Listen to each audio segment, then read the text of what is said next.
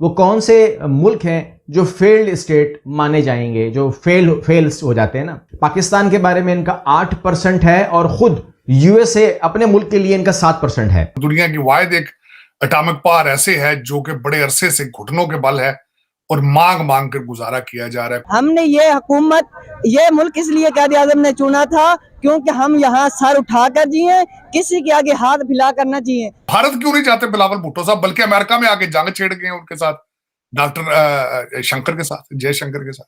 हिंदुस्तान में हमें सब सहूलतें थी या नहीं, सब खड़े हैं, कोई मुझे झूठा कर दे कि उधर मस्जिद नहीं है। Pakistan is actually supplying weapons to Ukraine. क्यों? अमेरिका से पैसा मिल रहा है। फिर इन्होंने अपने मुल्क की जो डिप्लोमेसी, अपने फॉरेन पॉलिसी है, सस्ते दामों में बेच दी। और इस सस्ते दामों में अपने मुल्क को बेचना है पाकिस्तान की पुरानी रिवायत है। अंग्रेज साहब मुझसे पूछने लगा, यार आपकी कौम के लोग हर जगह रुककर ये क्यों कहते हैं, तुम जानते नहीं हो मेरा बाप कौन है? कहने लगा, आप लोगों को नहीं पता आप लोगों का बाप कौन है? सारी दुनिया से पूछते रहते हैं, तुम्हें पता नहीं मेरा बाप कौन है? जापान एटम बम खाने के बाद दोबारा स्टेबल हो गया, हम तो एटम बम बना के भी गरीब ही हैं। देखो, ये प्रधानमंत्री भीख मांगने गया तो कोई आया ही नहीं भीख देने के लिए। ये तो अकेला बैठा हुआ है यहाँ पे, मायूस है। अगर 1 साल के अंदर कश्मीर आजाद ना हुआ तो मुझे इधर ही गोली मार देना, मेरा खून माफ है आपका। उधर वजीर आजम और आर्मी चीफ पूरी दुनिया से पैसे मांगने गए हुए हैं और इमरान खान जो है वो खेल खेल रहे हैं। छिछोरी हरकतें, पढ़े लिखे अंकल टाइयां पहनी हुई, छिछोरपना भरा हुआ यहाँ तक। मेरे ये हंसने वाली कोई बात नहीं है, ये जज्बा और ये जज्बात पैदा करे कि हमें कश्मीर देना है, सेब नारा नहीं लगाना कश्मीर बनेगा पाकिस्तान, बल्कि ये करके दिखाना है। ओए, तुम जानते नहीं हो मेरा बाप कौन है? ये बड़ा मसला है इस मुल्क के अंदर, हर किसी से पूछते फिर रहे हैं कि बाप कौन है। बाप इंडिया हमारा मजाक उड़ाता है। आप कल का देख लेना, मोदी अब हमें बदनाम करा जी, मैंने इनको कटोरा लेके जगह जगह पे भिखारी बना दिया है।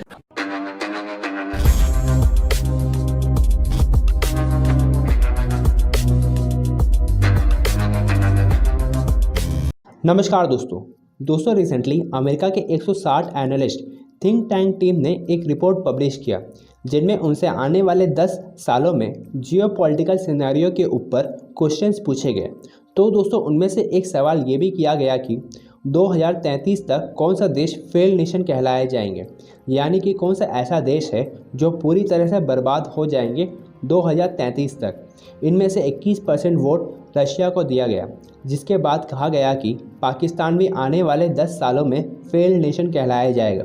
दोस्तों इस मैटर पर पाकिस्तान अफ़गानिस्तान के बाद आता है, जहां अफ़गानिस्तान को 10% वोट मिले हैं, वहीं दूसरी तरफ पाकिस्तान को 8% वोट दिए गए हैं। यानी कि आने वाले 10 सालों में पाकिस्तान की हालत भी सोमालिया जैसे हो सकती है। तो चलिए दोस्तों इसी पर पाकिस्तानी मीडिया का रिएक्शन देखते हैं। अगर आपको वीडियो पसंद आए तो वीडियो को लाइक करें और अपने दोस्तों के साथ ज़्यादा से ज़्यादा शेयर करें। मुलाकात होगी आपसे अगली वीडियो में। जय हिंद, जय भारत। वो कौन सी मुल्क हैं जो failed state, most likely become a failed state with in next year? वो कौन से मुल्क हैं जो फेल्ड स्टेट माने जाएंगे, जो फेल्स हो जाते हैं ना?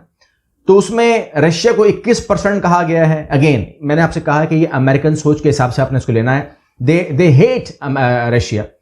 अफगानिस्तान को उन्होंने 10% कहा है। अफगानिस्तान जिस तरीके से सर्वाइव करता है, जिस तरह चलता है, उसके बारे में मुझे कुछ कहने की जरूरत नहीं है। पाकिस्तान के बारे में इनका 8% है और खुद यूएसए अपने मुल्क के लिए इनका 7% है। इनके 7 और 8% से ये लोग पाकिस्तान खुद को और अमेरिका को कहते हैं कि ये फेल्ड स्टेट काउंट होगा। हमने जो आज़ादी हासिल की है किसके लिए की थी? इतनी हमारी माएँ बहनें और हमारे भाई और कई हमारे कई शहीद हुए, किस लिए हुए थे? क्या इसलिए कि हम फिर भी सर उठाकर न जिए? क्या इसलिए कि कोई लोग आए हमारे तमाशे बनाए, अंग्रेज इधर आए, वो घूम फिर कर वो हमें कहें कि ये बहुत निकम्मे आदमी है? क्या इसलिए कि ये मुल्क हमेशा सही रह जाए? क्या इसलिए कि अगर कोई थोड़ी सी किसी की हुकूमत रहे तो ठीक है, अगर किसी की हुकूमत चली जाए तो कहे अब ये हुकूमत गलत है? इसलिए नहीं, हमने ये हुकूमत, ये मुल्क इसलिए कायदे आज़म ने चुना था क्योंकि हम यहाँ सर उठाकर जिए, किसी के आगे हाथ फैला कर न जिए। आज क्या हो रहा है? अब क्या हो रहा है? अब देखें कि लोग बेरोजगार ज्यादा हैं। हर जो भी हुक्मरान आता है कहते हैं हम नौकरियां देंगे, हमें नौकरियां नहीं दी जा रही। मेरे भाई की मैट्रिक है, मेरे दूसरे भाई की मैट्रिक है, मेरे एक कजन की 16 पास है, मेरी दूसरी कजन भी 16 पास है। हमारी यहाँ इतनी पढ़ाइयाँ हमने की, खर्चे किए, मगर हमारी नौकरी नहीं लग रही। उसके इमरान खान की बात सुन ले तो वो कहते हैं इय्याक नअबुदु व इय्याक नस्तईन। नवाज शरीफ की बात सुन ले तो वो कहते हैं मैं पाकिस्तान का खैर खा हूँ। जरदारी की बात सुन ले तो वो कहते हैं मैं पाकिस्तान का खैर खा हूँ। कौन है पाकिस्तान का दुश्मन, फिर मुझे बताएं ना। हमारे गरीबों का ये सवाल है, किसी मैं पार्टी की तरफ से नहीं बोल रहा, मतलब कोई समझेगा किसी पार्टी की तरफ से बोल रहा है, मैं किसी की नहीं, सिर्फ मैं हाँ ये मैं जरूर कहना चाहता हूँ कि मुझे ये जज्बा किसने अता किया है, वो मैं अगर कुरान मजीद पढ़ा है उसी से जज्बा अता फरमाया है। कुरान मजीद में अल्लाह ने इरशाद फरमाया है हक के साथ चलो, अगर हक की बात पर आपको मरना भी आ जाए तो मौत भी कबूल है। आज हमने क्या किया, आज हमने किस निजाम के पीछे भागना शुरू कर दिया। हम गरीबों का हक नहीं दिया जा रहा। इधर हिंदू भी थे ना कई सालों से, सदियों से, हिंदू भी चले गए, अंग्रेज भी चले गए, जब गरीब निकले। ये देख लें गरीब की हाय बहुत बुरी होती है। हम क्या बात करें, उधर जो मिरान मिल रही है 5, 7 या 8 लाख की, इधर मिल रही है वही किधर मिल रही है हिंदुस्तान के अंदर। हम इधर किसके लिए आजादी की थी कि इधर मस्जिद है ना, उधर मस्जिद है, इधर दरबार है, उधर भी है, उधर भी मिलाद होती है हिंदुस्तान के अंदर, इधर ही मिलाद होते हैं। इधर मिलाद हम कराएं तो पुलिस से परमिशन लेनी पड़ती है, फलां वाले बुलाए फलां ना बुलाए, मतलब रूला पड़ जाए। नेट में सर्च मारे हिंदुस्तान के अंदर कितने बड़े बड़े इज्तिमा होते हैं, मैं कुर्बान जाऊं। उधर देखो अजमेरी साहब का भी दरबार है, आला हजरत इमाम अहमद रजा खान बरेलवी का दरबार है, इधर भी दरबार है, उधर भी दरबार है, उधर भी मस्जिदें हैं, इधर भी मस्जिदें हैं। हिंदुस्तान में हमें सब सहूलतें थी या नहीं, सब खड़े हैं। कोई मुझे झूठा कर दे कि उधर मस्जिद नहीं है, आज है, बिल्कुल है ना, ज्यादा है, मंदिरों से ज्यादा है, मंदिरों से ज्यादा है। रब का अजाब करीब है, ये डरे, ये हंसने वाली कोई बात नहीं है। ये जज्बा और ये जज्बात पैदा करे कि हमें कश्मीर देना है, सिर्फ नारा नहीं लगाना कश्मीर बनेगा पाकिस्तान, बल्कि ये करके दिखाना है। आपको क्या लगता है कि कश्मीर पाकिस्तान के साथ आना चाहता है? जी, क्यों नहीं आएगा? एक मिनट, पाकिस्तान अपना खर्चा पूरा नहीं कर रहा, उसका कैसे करेगा पूरा? यही तो बात है ना, अगर हुक्मरान ठीक हो जाए तो हजरत अमीर मोमिनीन हजरत उमर फारूक वाली शर्तें पर आ जाए, हमें दे हुकूमत, दे बाबा जी के सजादों पर, दे साद हुसैन रिजवी को हुकूमत।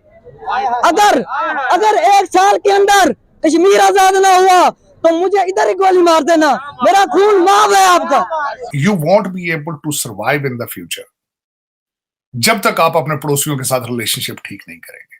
उसमें सिर्फ भारत नहीं है, उसके अंदर ईरान भी मौजूद है, अफगानिस्तान भी मौजूद है, और चाइना जो कि आपने जख्मी करके छोड़ दिया है, जिनका आपने $26 बिलियन खा लिया है, वो जख्मी है, परेशान है। वो भी कौन सा मुल्क खुश होगा जिसके $26 बिलियन के आपने पिज्जे खा लिए? खुश होंगे वो? तो वो दर हकीकत आपको ये सारा कुछ ठीक करना पड़ेगा। आपको पता है सारा, आपके वजीर खारजा साहब हर उस मुल्क में गए हैं जहां से डॉलर और यूरो मिलते हैं। इन 4 मुल्कों में बिल्कुल नहीं गए। अफगानिस्तान उन्होंने गए, उन्होंने जानबूझ के खातून को वहां भेज दिया है जिससे वो शेख हैंड भी नहीं बेचारे कर सकते तालिबान। वो शर्मिंदा होने एक ही हो गया कि हमारी खवातीन जो है वो तो बुरकों में फिर रही है, इन्होंने ये खातून भेज दी। ये मुझे लग रहा है उनको स्नब करने के लिए किया है इन्होंने, उन्हें शर्मिंदा करने के लिए किया है। और ईरान क्यों नहीं आज तक गए? भारत क्यों नहीं जाते बिलावल भुट्टो साहब, बल्कि अमेरिका में आके जंग छेड़ गए उनके साथ, डॉक्टर शंकर के साथ, जयशंकर के साथ। तो ये और सिर्फ उन रिलेशनशिप उन कंट्रीज के आसपास फिर रहे हैं जहां से डॉलर और यूरो आने की उम्मीद हो। ये आपने बिल्कुल सही बात की तार साहब, और उस मुल्क के नजदीक नहीं जाते जिधर से पता हो वेस्ट नाराज होगा, ईरान और अफगानिस्तान। ये कैसी फॉरेन पॉलिसियां हैं, ये कैसी मुल्क। मैं हमेशा ये कहता हूं कि आज तक दुख के साथ हमने नेशनल इंटरेस्ट बेस्ड पॉलिसी कभी नहीं बनाई।